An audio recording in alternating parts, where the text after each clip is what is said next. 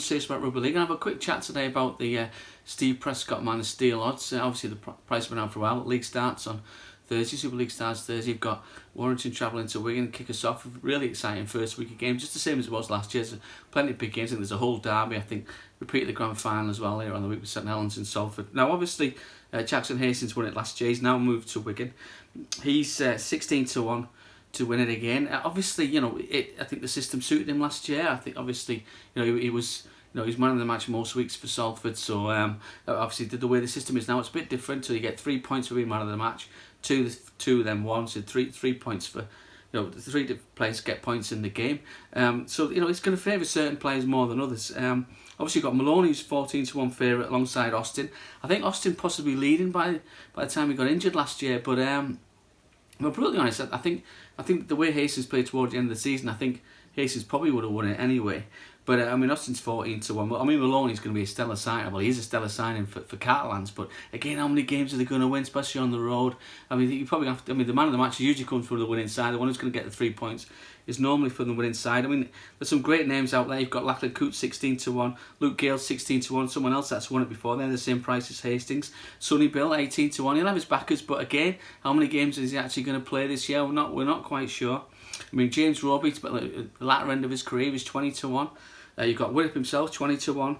Lomax, 22-1.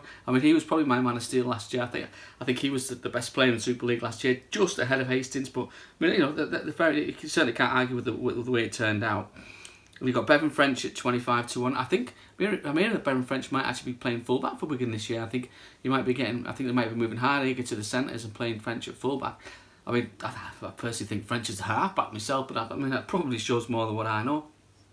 There's some great value out there. You've got the likes of Tommy Makinson, who just picked for top try scorer last year, I think, but he's 80-1. If he scores a bag full of tries again, he's very popular. He was with the Golden Boot winner a couple of years ago. 80-1 there, big odds. Liam Farrell in his testimonial year, 100-1. Stevie Ward at least 100-1. Again, you wonder how many games he's going to. He's had injury problems, so how many games is he going to play? But you could say that. It's a brutal sport. You could say that about anybody. But for me, there's one man. this is a really big year. We've got an Ashes series at the end of it. Then next year we're moving forward to the World Cup, which is on a home soil. We nearly won the last one, so this is a massive couple of years now, especially for the England lads. Now Darryl Clark. Every time I watch Warrington, he's their best player. He's stand out. I think he's going to move on to be the best player in Super League. Yes, okay, Austin, the likes of Whittup and Ratchford are going to take points for man of the match. But for me, I really think that 25-1 for Darryl Clark is great value. He moves Warrington all over the park. Obviously, he plays a lot of games. He doesn't miss many. And one of the games that he does, you can really notice that he's not there. He makes such a difference to that side. And I honestly think he's going to make, in a very, very, very tough competition for places, he's going to make that England 9 jersey all his own. And so I think this is going to be a massive year. Obviously, he has won it before. But we'll see how it goes. But for me, it would have to be Darryl Clark. Another outside. This is very similar to the old Albert Goldthorpe Medal, where they get through the 3-2-1 system. I think that system, it's something to do with players getting bans, weren't eligible for it. But anyway, it's that Bruff won that a couple of times, and he's 100-1. So you never know. Again, if he gets plenty man of the match awards, obviously you can say how many games his team going to win, but we'll see. But for me, I think I had to pick someone to be Darryl Clark at 25-1. Now, obviously, again, just fun bets here. These are big odds. You don't need to go mad. We certainly don't want anyone losing all the money on this. At the prices you're getting, if you're backing Clark at 25-1, a fiver gets 130 quid. That's more than enough to be winning. Even the favourite at 14-1, that's 70 quid for a fiver. You don't want to be losing much more than that. And a fun market like this, it's decent. The bet lasts you all season. You've got something to watch all season.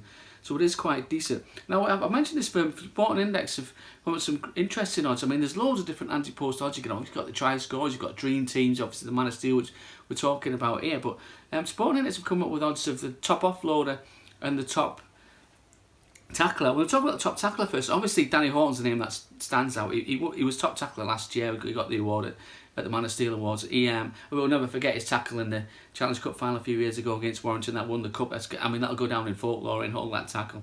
But I think it was Curry was over the line. He managed to free the ball.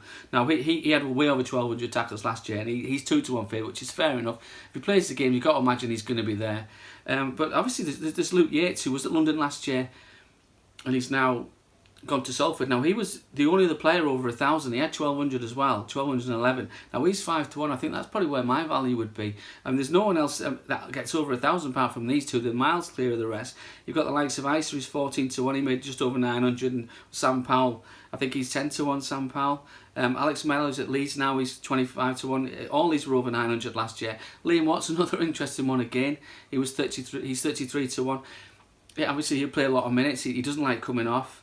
And you've got Lussick. I like Lussick at Salford as well. He's 16-1. He again was over 900 last year.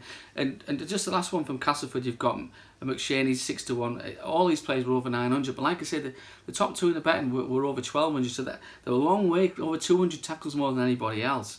And obviously, Houghton's, he'd have to be favoured for a market like this at 2-1. But 5-1 Yates isn't bad at all. It's certainly something to keep an eye on. Another one is the offloader. Now, what's his favourite for this alongside Sonny Bill at 4-1? I mean, Sonny Bill's the one you think of. He's probably the best offloader either code in the world. But obviously, again, we've mentioned it before. How many games is he actually going to play? I think Watts is a much firmer favourite for me. I think of the two, I'd definitely look to Watts. He was the top offloader last year was 62. He's 4-1 joint favourite. Well, this looks decent. Just behind him was Josh Jones last year. He was at Salford, now going to Hull. He'll have a good pack behind him, so obviously he'll be looking to offload. He's 6-1. Cuthbertson is obviously the king of offloads in Super League. He's always there. He had over 50 again last year in a poor Leeds side. I think Leeds will improve this year. He's 8-1.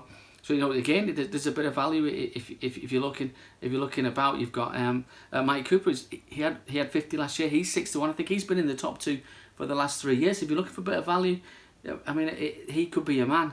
But for me, a bit of an outsider. You've got Seb Ikehihifo. At Salford, he's on loan from Huddersfield to Salford. I don't know if I was Huddersfield, I won't be loaning him. I think he struggled a bit last year, but tremendous player. I watched him in a friendly a couple of weeks ago. He was really standout. Now he's playing against he's playing behind a really, really good pack. I think Ian Watson's quite excited about Salford this year. Now we really will be looking to get his arm free. Now he's 20-1. I think I think that's decent value. And also you've got Brusque at Catalan. He was just below 50. He's 16-1. So again, there's some decent value. There's some really good odds. And fair play to the lads at Sporting Index for pricing it up. Like I said, we're going to go through more markets for the anti-post. I think we're going to do a written article as well, so look out for that. But obviously we're going to do a lot more of this over the season. So if you subscribe to the page and like the page, you'll get the message delivered to your inbox that we're releasing more of these. Just they're just 5-10 minute shows for you to watch and see if you agree with us or not. It doesn't really matter. It's all opinions are valid. But like I said, as we've always said, small stakes for a nice little win. We don't want people going mad. Betting should be fun. It's certainly something that we want losing all you don't want. I mean, especially these anti-post markets, because again they are bets for the season. Keep you interested all season. So yeah, please always gamble responsibly. Can't stress that highly enough. We don't want people losing all the money. It should only be fun. Like I said, so for me, I think looking at Darryl Clark he'd be my tip for Man of the Steel at about 25-1. The Steve Prescott Man of Steel award. Like I said, we'll see you soon. See you later.